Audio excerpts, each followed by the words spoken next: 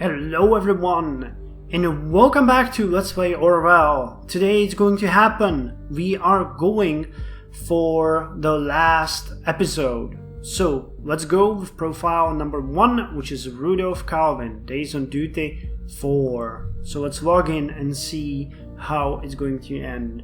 I have been waiting for this for so long, so I'm hoping that it's going to deliver in a way, well, I know it's going to deliver in a way that in the previous episodes have delivered, but I'm just so like on the edge because I want the answers.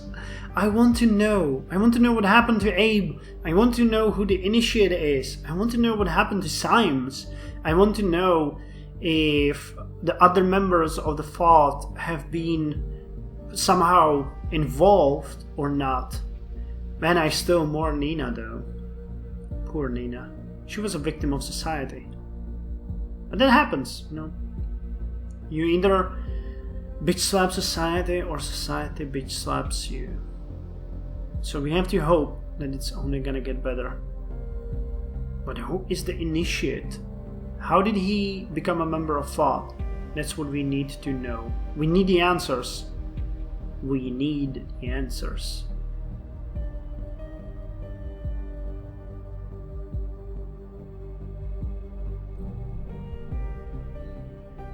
So, this is the summary of last day.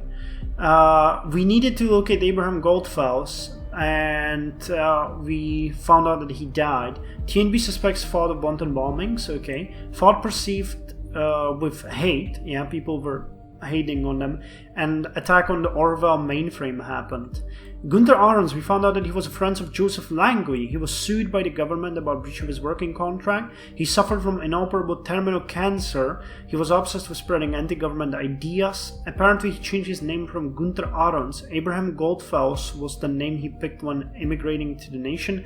He was reported missing in 1993. He was married. He seemingly left his family behind when immigrating to the nation. He died last year, probably due to the cancer we mentioned. In researcher's house, it's in a remote area of Fairview and seems to be completely abandoned. Joseph Langley, he handled a famous case against the government. He received an offer to submit information on Gunther Ahrens, we don't know from whom. He proposed to submit information on the FOD, not on Gunther Ahrens. His office is in financial trouble because he was supporting Nina. He was friends with Gunther. He defended Gunther in a case against the government. We found indication he might have funded Nina Matonova, yes, and he was arrested. Harrison O'Donnell stated his intention to declare war on the government, became aware of Orwell, lost his job at TNB, blamed the deviations of FOD scores on Nina Maternova, and exposed personal information on Symes. Juliet Carrington, she spent all weekend at Rosenthal. She took Gunther Ahrens' course after they got to know each other online and he invited her. She requested information on the project called Demiurge via her employer Rosenthal. We still don't know what this is. Initiate is a member of FOD. I have no idea how that happened. He was placed at Rosen Technologies as an intern. He became aware of Orwell and attacked Orwell mainframe. He was able to extract personal data on Symes. So Symes' identity has been compromised. So let's see what's gonna happen now. Episode 5, Under the Spreading Chestnut Tree. I sowed you and you sowed me. So what the hell is gonna happen now? That's the question. Catherine Delacroix. Oh, really? Good morning, investigator. Since you have the most powerful investigative tool at your disposal, I suspect you already know who I am. You, on the other hand, have been a hardworking investigator so far. You have proved Orwell is working as intended. I will be your new advisor on this case. This has become far too important to leave the case to the advisor with an exposed identity. Symes is well, but no longer fit to work for Orwell. Moving forward, we will not speak about him again. As far as you are concerned, he never existed. With yesterday's so-called revelation about Orwell sympathizers, the terrorist group has taken to the streets. We need to show all nation Orwell is keeping them safe. We won't allow some fools to trample on everything we have achieved. We must get rid of the imposter pretending to be Abraham Goldfels, find out who did it and where they are hiding. Okay, well, we have Catherine Delacroix herself here. So, Bonton Police Database, the arrest of Joseph Langley. April 16, funding of terrorist activities. The suspect was residing in his Bonton office. We knocked on the door, and after a short time the suspect opened. He was then informed about the charge and his rights and taken into investigative custody. The suspect protested and indicated his discontent but offered no physical resistance. This is a better picture. What? I can't? Okay then. Wait, let's see if there's more here. DNB headlines. House of exposed government employee vandalized. Oh my god. Fairview. A quiet house in Fairview was ravaged by vandalism overnight as raging protesters took up arms and tried to invade the home of government employee Benjamin C. and his fiancée. Color bombs and spray paint were used to deface the outer walls of the estate, along with the owner's car, which was left in the driveway. The garden was trampled, and several windows of the home were left shattered. Benjamin C. and his fiancée were not home during the attack, which was called in by several of the neighbors during the early hours of the morning. Just before the incident, Benjamin C. has been doxxed, a practice where online groups leak personal information on the internet with malicious intent by activist group thought when they claimed he was linked to a new government initiative. The project, now known as Orwell, allegedly will be used to install a mass surveillance on all citizens in the nation. At this time, it remains unclear whether anti-governmental protesters connected to the project are involved in the crime. I don't think so. Anti-Orwell protesters gather at Freedom Memorial remains. As thought activists unveil government surveillance system Orwell, supporters gather at former Freedom Memorial, government stays silent. Once again, Freedom Plaza has become the center of attention, with over a dozen citizens protesting at the ravaged Freedom Memorial on Sunday evening. The cause of the protest is the recent unveiling of Orwell, a mass surveillance program issued in secret by the government. The information was leaked by the activist group Thought, the same group that was brought to public attention as the alleged culprits of the Bonton bombings. The group claimed in recent blog posts that they have proof that the government has plans to use the system to put the population of the nation under mass surveillance. We have reached out to the government for statement about the Orwell project, but at the time of publication we had not received a reply. Negotiations in Triflet renewed. Minister Blame negotiates. Parisian President Cassard has given the green light to resume negotiations about a re-election. This is the result. Came from only one day of Prime Minister's Blaine visit to Triflet, widely interpreted as a beacon of hope for the crisis for the region. Under supervision of the Prime Minister, Cassard and members of the opposition gathered at the round table in the Parisian presidential palace after the talks had been discontinued last week. Experts who had mostly predicted long and difficult talks are surprised by the sudden change of mind. Meanwhile, the riots went on but decreased. Anything more here? Nope. So, listener. Oh god, there's so many things. Nina got an email. Okay. So this is the same email that was sent to everyone. Gunther Ahrens, I'm sorry. Nina, I'm truly sorry for having drawn the investigating attention to you, but frankly you overstepped the boundaries. Okay, we've seen that. And thoughts must gather once again. From Gunther, members of Thought, my dear friends, as you have all experienced already, we are being besieged by the government. They have denounced us, called us terrorists, and turned the public against us. This will stop today. Their days are about to come to an end. I have a plan.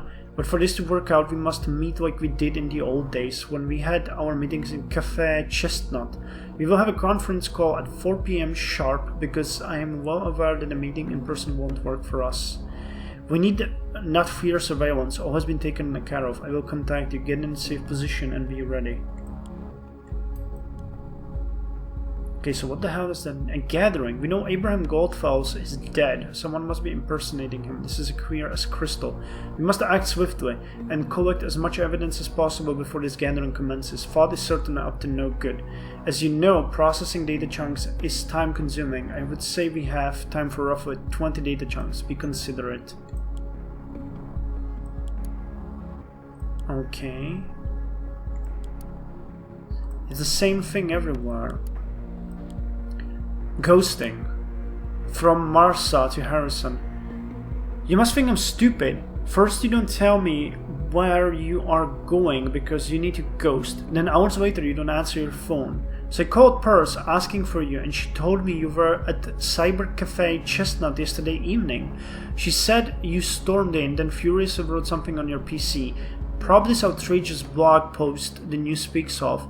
Then stormed back out the door. Only to meet whom? Juliet? Meaning you're back in action with this shitty group? And her? I cannot fucking believe it. So now I'm trying emails so you can't dodge me any longer. You and me, we're done. I mean it. Okay, so Harrison was yesterday at the Cyber Cafe Chestnut. This is where Harrison O'Donnell did his dirty work, probably thinking we would not be able to track him down. We will track him down. I have gone through the information we have on the remaining suspects regarding the impersonation of Abraham Goldfell's. He predicted the bombings, so someone makes him suspicious. We have no idea why he did the posts on the thought block and his timeline. We are yet to clarify why he would frequenting a drugstore so often. Survival supplies, perhaps? Why would he have 2 health insurances? It is apparent that Harrison O'Donnell might well be part of the Bonton bombings. He's probably the one impersonating Goldfell's. I want you to prove this and lock him away for good. I don't think so. I don't think he's the guy. Cyber Cafe Lobby. Lobby, high scores, and host. Home to more than 2,048 computing citizens. Hello world. This internet is like a chestnut tree, ever-growing, branching, spreading. Everyone has the right to dwell or relax in its shadow, and we make sure you get your right. Need the web? Got you covered. Out of battery? Charge it here. Need PC access only? Also yep. Bring your PC or use one of ours. Find us on Stavagen campus, Complex D, next to the actual cafe. All we ask for is an occasional donation, cash, or goods in return. If you can, that's it. Ready. Wait, lobby. High scores. Where's the primary goal? To win the game. We reward scores for the time spent in our cafe, donating stuff or contributing to the cause by any other means. A heartfelt DA goes to these people. Dank Frank Hancock. Robot Lady Motivai Jaggy Tinet Murph Honeypot.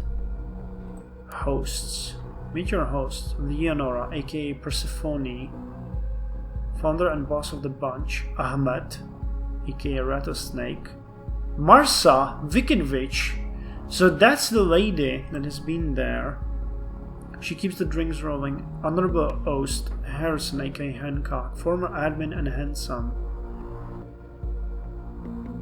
I don't know if this is important, but we have only 18 data chunks left. Okay, turns out this is not important. Can we open his profile? Contribution. Oh! PC! Awesome! Donated 50. The National Beholder mousepads. Ready. What about that Marsa? Persephone. She has a lot of registered IDs, not counting active host. Ahmed. Man, Marsa is cute. Wicked Witch. Donated 2 pallets of non-alcoholic beverages.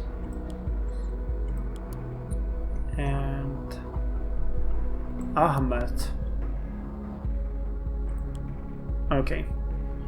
So now we have an insider and a listener going on. Chat to Juliet Carrington. Harrison.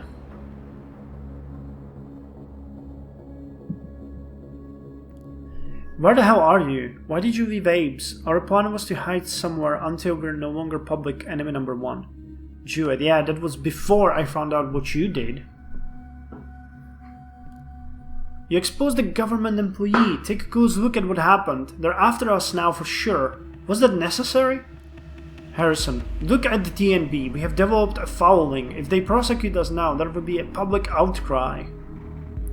Juliet. This tiny crowd with the banners won't stop a thing. We'll be gone forever once they get us. This is why I had to leave. Harrison, did you get Abraham's email? Juliet, yeah, that was crazy. Harrison, I know, all of a sudden he's back, and he has a plan? Juliet, I can believe it. Where was he this whole time? Harrison, will you attend this gathering? Juliet.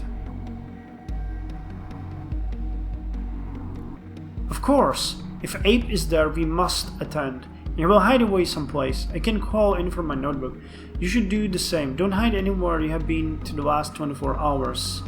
They might check there first. Will do. My damn phone is gone, just like it disappeared this morning. You haven't seen it by chance.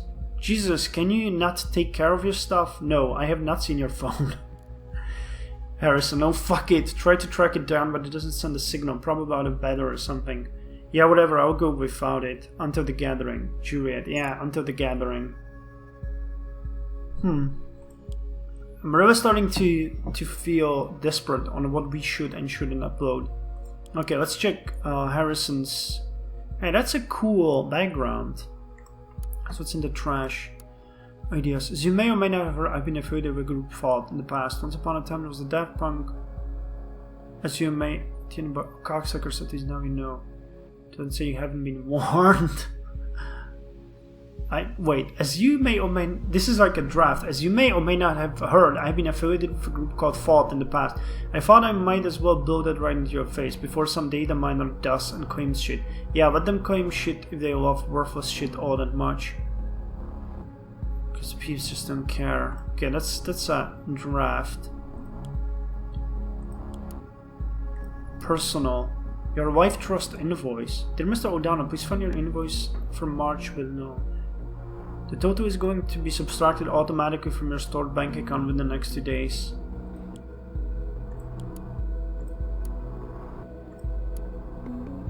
Wife trust family plus.